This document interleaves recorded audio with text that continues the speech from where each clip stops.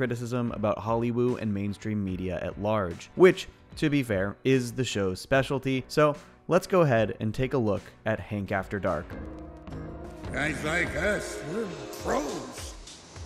While promoting the paperback edition of One Trick Pony with BoJack, Diane makes public accusations of sexual misconduct towards massively popular TV host Hank Hippopopoulos. This is the inciting incident, triggering a massive news cycle regarding these allegations and all of the backlash that Diane faces in its wake. This episode is often referred to as the Cosby episode due to its similarities to that entire controversy. And though the initial idea for this episode was specifically to be about Bill Cosby, they pivoted to a fictional character to make a larger piece of cultural commentary. Because I think it is about a larger pattern of men in this industry.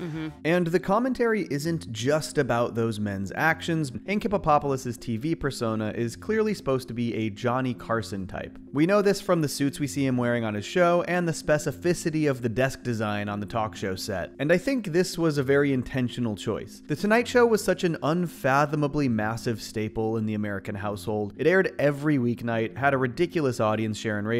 55 million people tuned in to Johnny Carson's final Tonight Show. This is basically a guy who Americans hung out with in their living room every single night. You are hard-pressed to find someone more universally beloved. He was like America's dad. And so I think it was important to liken Hank Hippopopoulos to this kind of celebrity. Not just someone who was popular, but someone who felt like family to a lot of people. It makes it that much harder for those people to accept this kind of allegation, which is, in turn, one of the ways he was able to get away with it. If Hank did anything wrong, they wouldn't let him on TV, right? This is also the guy that many people within the Hollywood system look up to and have great reverence for. In this episode, this is showcased through Mr. Peanut Butter. When I was a kid, this guy was the guy. I even bought his novelty rap album, The Hank Hippopopoulos Hip Hop Hypothesis. And this reverence and adoration is then compounded through the more personal experiences these people have with their heroes. Initially, we see a flashback to 1994 when BoJack and Mr. Peanut Butter lose the Animal Choice Award to Uncle Hanky. Then later, Mr. Peanut Butter and Hank are both hosting game shows on MBN. Guys like us, we're pros. Guys like us? You think I'm a guy like us? Raphael Bob Waxberg explained that he got this line from an anecdote that John Lovitz told in an interview about Woody Allen. This man who Lovitz absolutely revered as a comedic acting influence. It's basically the best kind of compliment you can get from your hero, when they put you on their level. Including you in their club, and like what an honor that is and how special that is, and how that might blind you to some of the things that Their person behavior, has done. yeah. Hank After Dark does such a great job conveying the kind of culture that aids and abets these kinds of wrongdoings, and showing it through a more nuanced lens, not as just some sinister plot to protect dangerous people, but how the club mentality, the relationships these people form with their contemporaries and with their audience, as well as the pedestals they are put on, all contribute to the sad reality. Sweetheart, everyone knows who I am. I'm Hank Hippopopoulos. AOL, Time Warner, PepsiCo, Viacom, Halliburton, Skynet, Toyota, Trader Joe's.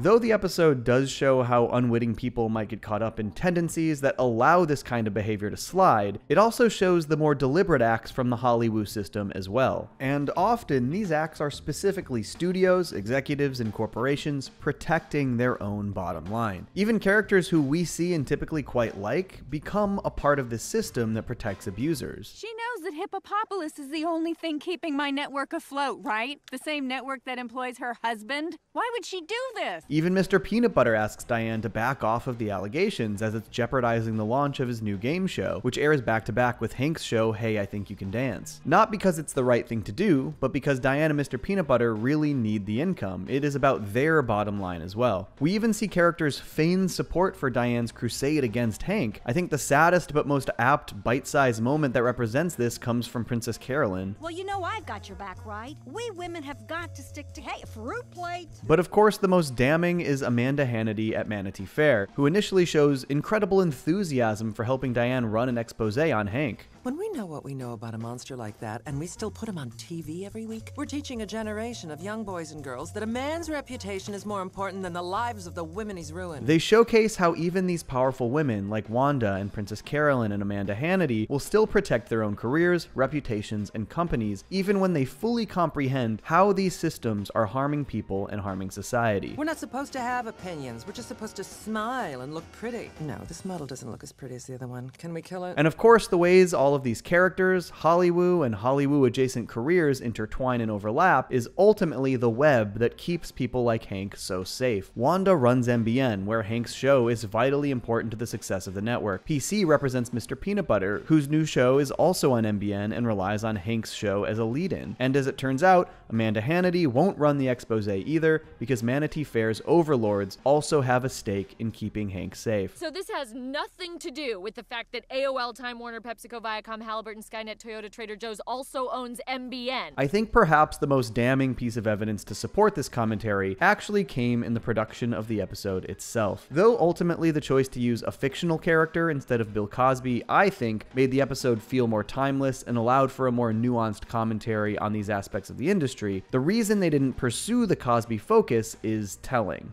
I don't know why I just like Googled Bill Cosby just to like make sure. And like one of the first things was like, Netflix is doing a special with Bill Cosby. And I'm like, oh no! Raphael Bob Waxberg completely reworked the pitch for this episode because he knew his streaming overlords wouldn't want him to be doing a story about one of their major celebrity draws. If there is a more perfect illustration of the exact points made in this episode, I don't know what it is.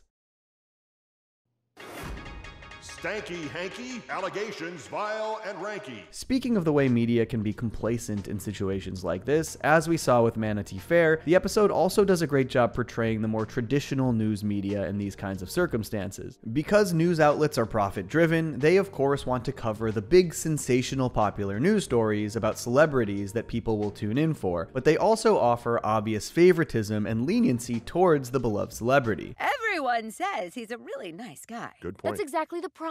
And simultaneously, they are hypercritical of those who have stepped forward, despite the fact that, as Diane points out, the same allegations have been made by 8 former assistants of Hank Hippopopoulos. Who are these women? Have they ever shoplifted, perhaps? Do they wear short shorts? But the episode goes further to criticize the choices in news coverage made by these traditional outlets. While these kinds of stories are hardly unimportant, they forgo coverage of actual major world events in favor of the more gossipy stories that will draw more viewers. But back to our main story. What is Diane's problem? The B story in this episode is all about Todd having switched places with the Prince of Cordovia. We don't see the actual things that Todd does with his royal authority, but we learn through news tickers and brief news stories, and Todd's words later in the episode, that his ill-equipped behavior as prince could have possibly triggered a genocide. You know, maybe you heard about it on the news? No. Most of the news has been about Diane and Hank Hippopopoulos. Running in the background of this entire episode is this wildly serious world conflict that deserves attention, and yet the media focuses on these aforementioned gossipy celebrity-focused news stories. And even when the Hippopopoulos story is quote-unquote resolved at the end of the episode, rather than shifting to these world conflicts, it instead resets to unimportant celebrity bullshit. Kanye West claims to hate Thin Mints? This is the only thing I care about now.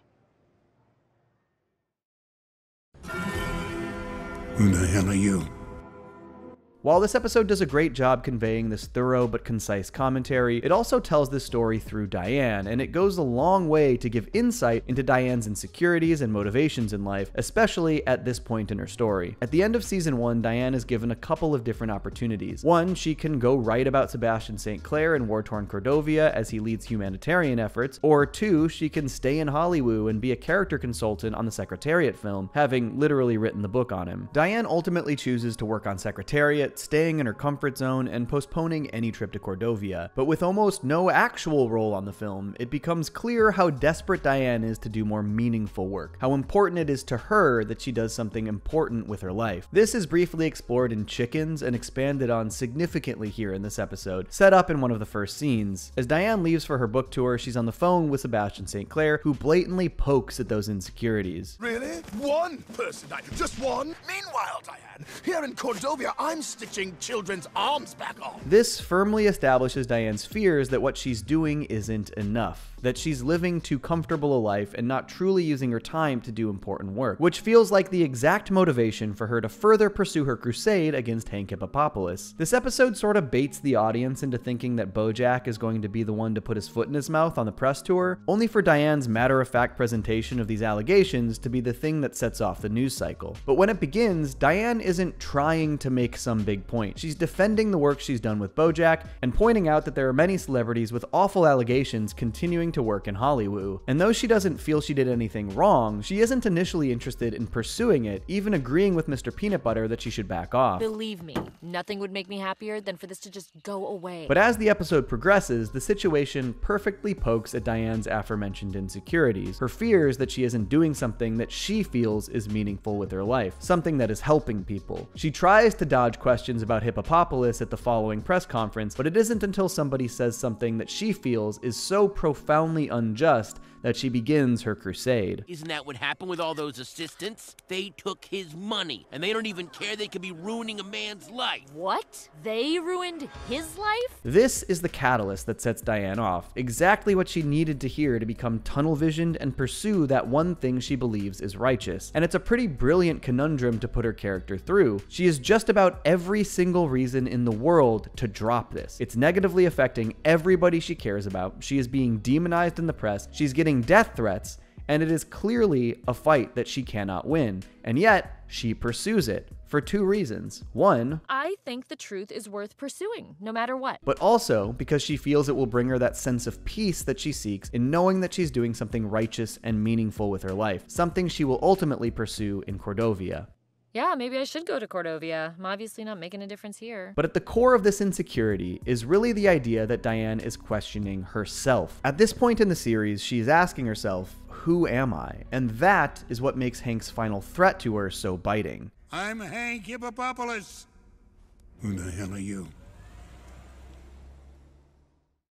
Why does it suddenly matter what I want?